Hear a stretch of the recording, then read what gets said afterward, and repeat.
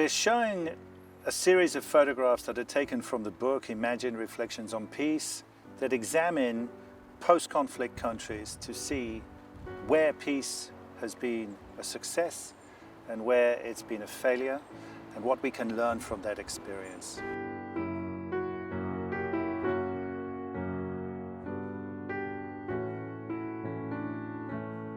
The idea came from my return from the invasion of Iraq in 2003,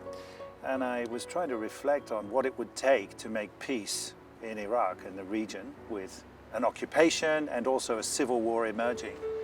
So I thought, well, it'd be interesting to look at countries that I'd been to at war before, to learn from that experience and see what we could learn from them to take into Iraq and maybe lend to Iraq so they could make a better peace. This project started off as something that we thought would be equally balanced between, photographic essays, visual essays and text essays, but in fact it's turned into a monster project with over 30 authors, and it is principally actually text writing from local people,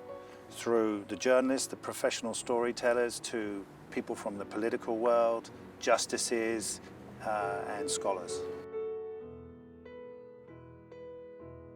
There are many photos in the exhibition that draw you in, but for me the ones that I really like to reflect on are actually the photographs from Rwanda, because I think if we had considered in the mid-1990s all of these countries and thought about which would be the most successful and the one most likely to fail,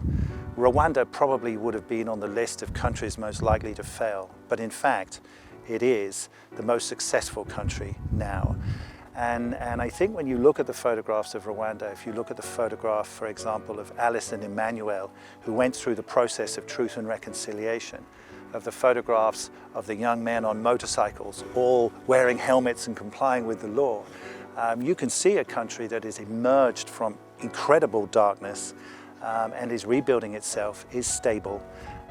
and is a reasonably fair society.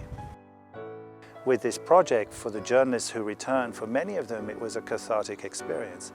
And it's wonderful to see improvement. It is wonderful to see people educating their children, working in the fields and living a fulfilling life. And so there is something that it kind of closes the circle in many ways for many of us.